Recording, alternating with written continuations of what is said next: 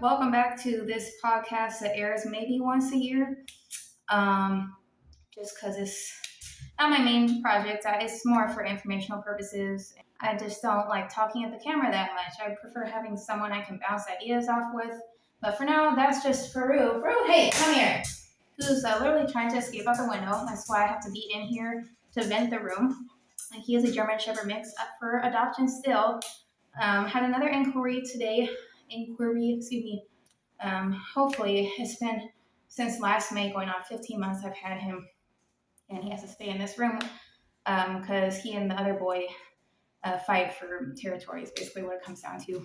There are a couple of topics I want to talk about. One is just the low income, like I don't know why that's like a category. It seems to be like on purpose. Excuse me. The low income crisis, which people who are low income, unfortunately, it's a hard track to get out of. It's easy to fall into, hard to escape. There's a lot of systems in place designed basically to support you as you stay in poverty, is what it comes down to. And dogs suffer for that. It's basically how our government runs. So there's a bunch of issues tied to that I want to cover. But that's not really what I want to go over today. I'm going to go over this video that I'll just show a clip of. I'm Samantha Redline. I'm the director of Kennel Eviction Rescue, and the reason we're here today is because in July of 2024, 116 dogs were removed from Diane Bedford's property. 98 of those dogs are dead directly because of the poor care they were in under Diane Bedford, under Wolfie Acres. And right now, the San Bernardino County DA is trying to take this case from originally 38 charges, 7 being felonies, to 1 misdemeanor, which completely disregards the lack of empathy towards these animals, the lack of regard for how shitty of quality they were in, how starved they look, the embedded collars, just the overall scale of neglect. Excuse me. Trying to escape. Bro tries to escape. I always catch him. He's a good boy. I know him well enough that I know how to... Unfortunately, I've had to catch my own dogs, sometimes all 3 of them at one time. He's a German Shepherd. He's a smart boy. He learns stuff very quickly. And he can also get himself in trouble that way. So he's not a beginner level dog.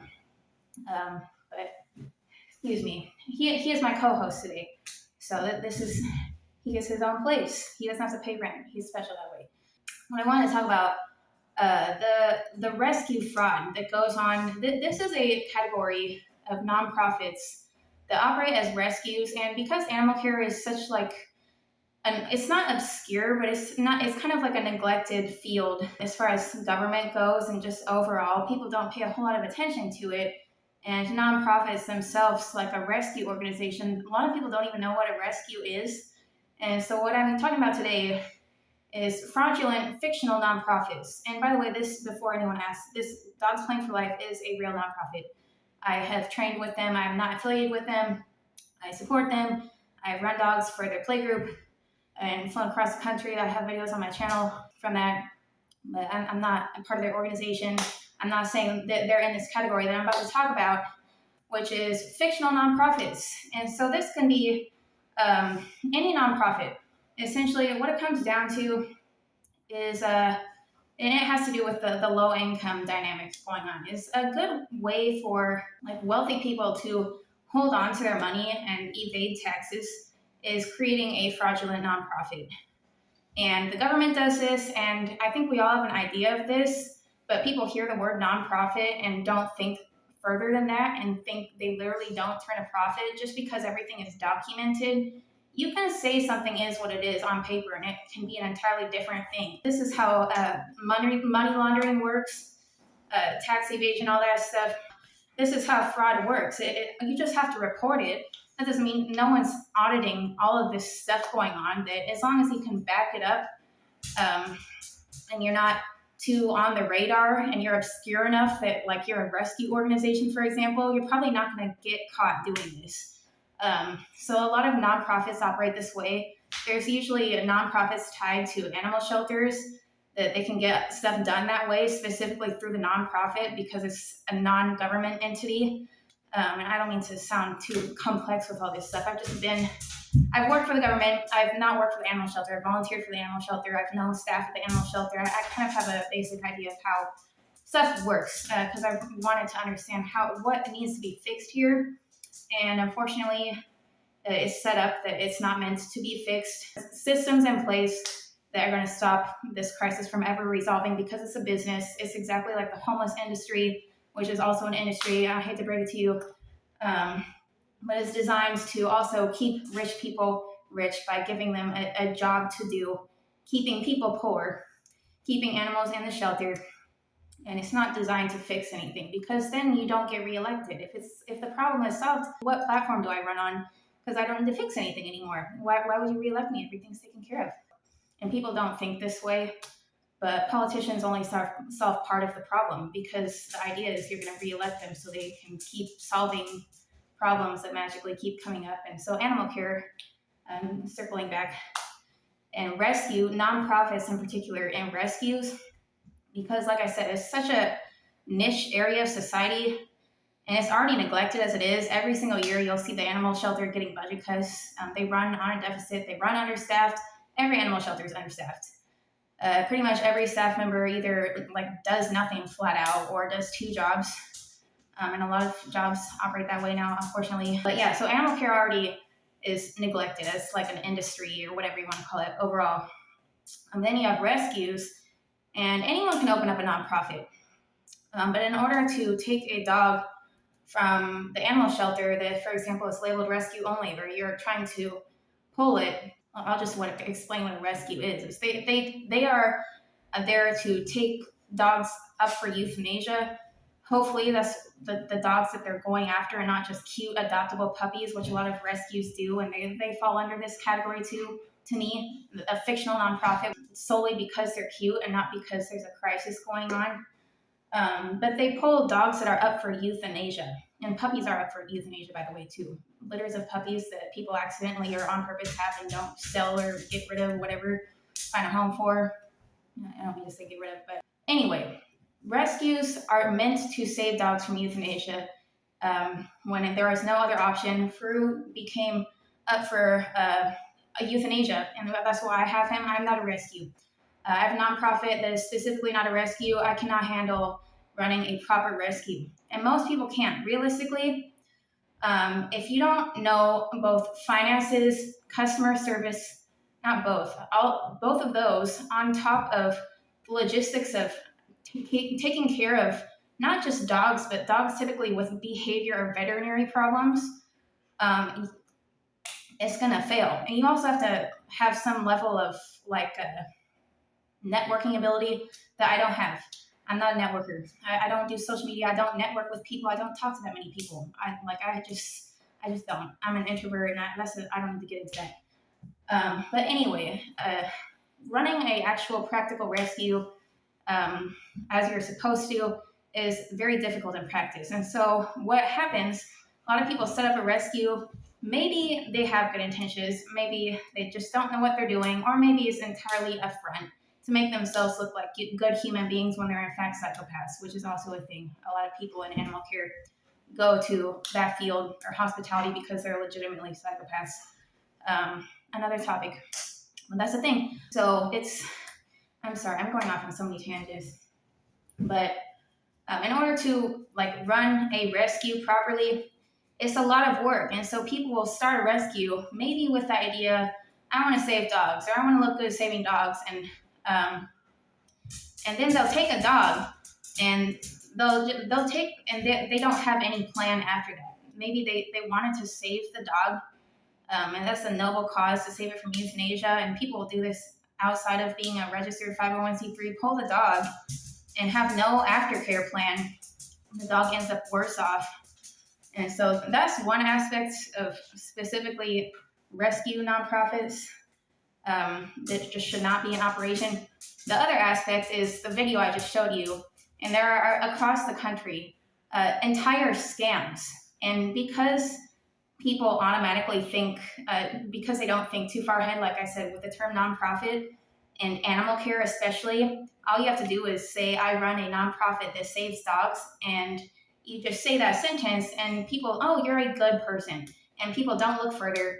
And it's such an obscure area of society that it's not investigated. There's no funding to send people out to check if your dog is even registered, let alone if you're hoarding dogs. And so if you follow animal care accounts long enough, and rescue accounts, people who investigate this stuff, you will see it keep popping up, and it's across the country. It's probably across the planet. Fake rescues that pull dogs and neglect them, abuse them, keep them in cages, tied up. And a lot of the time, like I said, when these people are actual psychopaths, they still in their brain think they're doing a service to society by saving them from euthanasia. But they will also get donations based off of fake urgency, dogs that need to get out, or they'll just post, it's either they'll post like all good stuff or all horrible stuff. And there's a lot of like scam accounts from Africa that pretend to be rescues and siphon money on Instagram that way. They show clips of just big just fields of dogs, stray dogs, roaming around someone's property that need to be saved allegedly and need money. And I get those people to follow me, and it's the same account every time in a different form. But like, basically what I'm trying to say, what it comes down to, so as a rescue, rescues typically charge like $500 or $600 just for the overhead and the care of the dog in the meantime before it's adopted, which is a legitimate, like if they're actually implementing training and boarding and all that stuff, that is a real cost. But when people are only money motivated and only have an inkling of morality, and they're like on the narcissist spectrum, like I said, they will just pull dogs nonstop and send them, and no one knows what happens to them. It's hard to trace. Like I said, there's thousands of dogs at the shelter regularly up for euthanasia. And so there's just not like a follow through, and there's no one in place paid to do that. It's all volunteer effort. Like I said, there's no resources dedicated to this. No one cares. Animals don't turn a profit. They sink money, allegedly, according to the government. No money is put in toward like investigating what's actually going on at these rescues. And I felt like I just kind of made this impulsively today, on this topic, because it's now showing up regularly in my algorithm on Instagram. I just happened to see it locally. I had a volunteer friend who worked with a rescue that was dealing with a case like this, and I just made a little documentary on it because that's like what this nonprofit is for. And so that's what that video was. But come to find, this happens a lot, rescue fraud. And I keep saying, it's specifically because it's such a niche area, one, of society. Two, people automatically equate animal care with a good person. So they're off people's radar forever registering as a bad person. And that those same people will back themselves up by saying they're saving dogs from being killed. And people just buy that and not look into anything further. Three, there is money to be made, especially with a nonprofit. If you just want to log anything as an expense and you get donations because you're a registered 501c3, there's no one going out to audit these rescue organizations that are way out in the desert or out of the way, typically on a big plot of land. There's no auditing going on because there's no funding for that. It would have to be, like personal neighbors or people who know that person. And typically these type of people are so good at manipulating that they're very good at covering up what's actually going on. So those three things, those three factors, is too obscure. It's automatically equated with help being in this field, and it's not funded enough. The rescue fraud is just rampant, and it's like we probably don't even know the extent of it. And it sounds like, why do we care? Like, if you're watching this, Dog Tales, this is about covering the animal shelter crisis, specifically in California. And the one I was mentioning, it was in California. There's also one in Nevada right now, and there's one in Texas, like off the top of my head recently, as far as rescue fraud goes.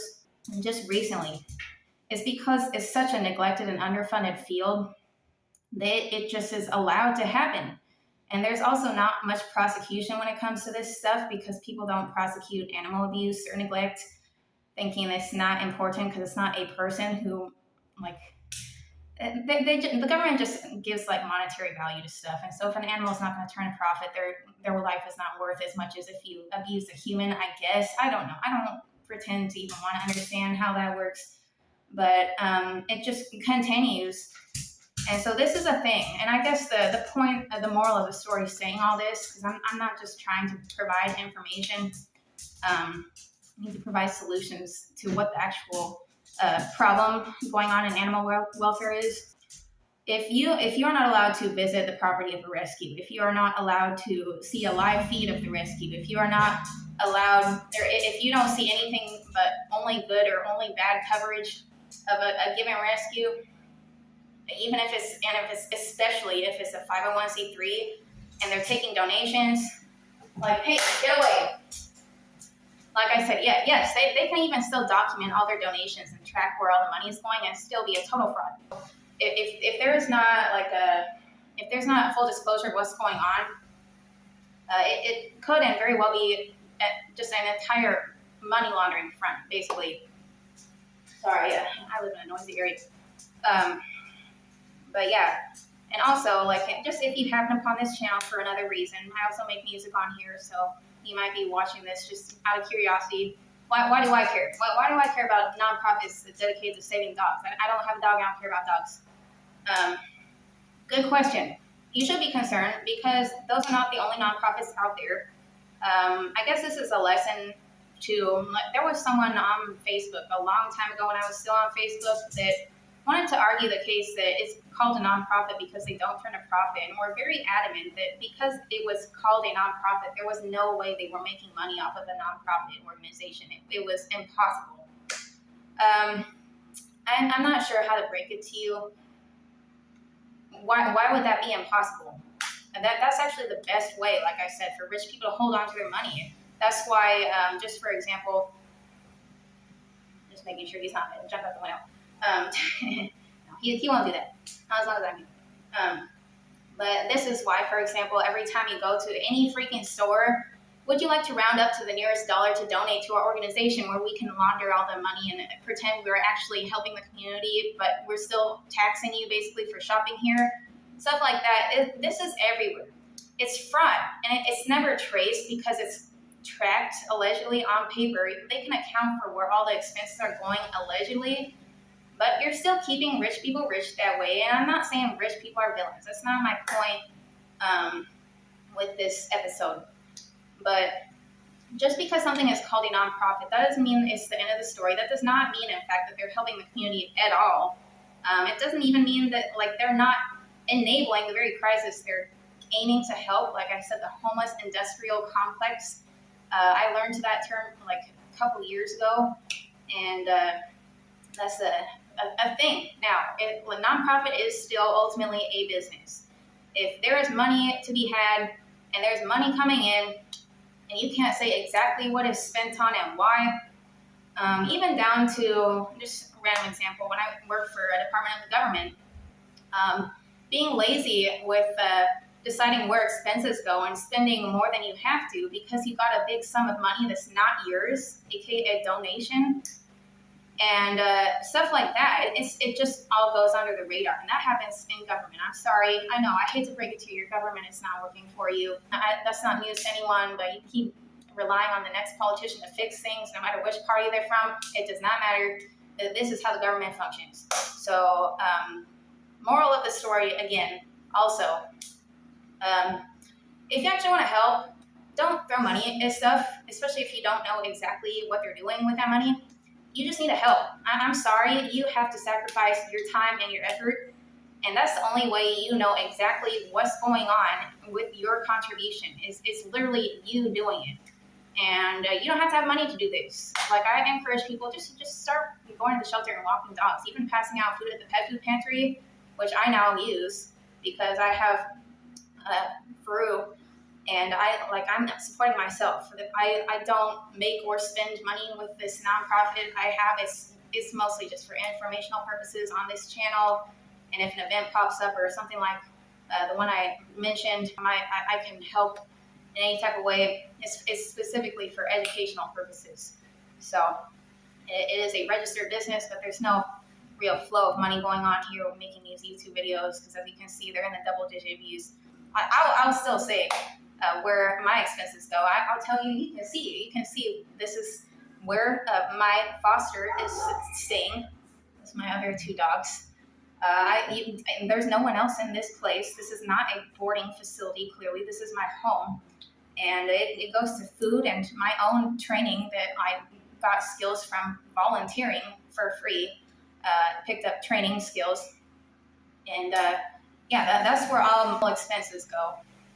Because as I said, this is literally just my thing. It's just my project. Educating people on what's going on. Because information, if you have the information and you know what's going on, you can take that a step further and either investigate or fix it, try to, or at least be part of the solution. So that's my goal, is at least making it known what actually goes on, because it's very hard to piece together every like gear in the whole car, I guess, so to speak, and know the full picture of all the factors going on. And I'm just a very observant person that I just try to figure stuff out by nature. That's just how my brain works. I sit back and watch the whole scene and try to figure out what's actually going on here. So yeah, that's that. Fictional nonprofits really mean to make another episode about specifically low income, the wealth gap, whatever you want to call it, income disparity going on in our country. I would say at the root of every single problem in animal care, that is the bottom line. It's just the inability for people to support themselves along with the dogs. So that's going to be in another episode. I don't know when it's going to come out. I'm sorry. It's been like 7 months since the last one. So yeah, I have a regular job and I have 3 dogs. So this is just a side project. But I appreciate you watching if you're at all interested in this subject. I see some people watch my dog fights video recently. So yeah, it's a very obscure topic to even care about. So yeah, thanks for joining, and I'll see you next time. Yeah.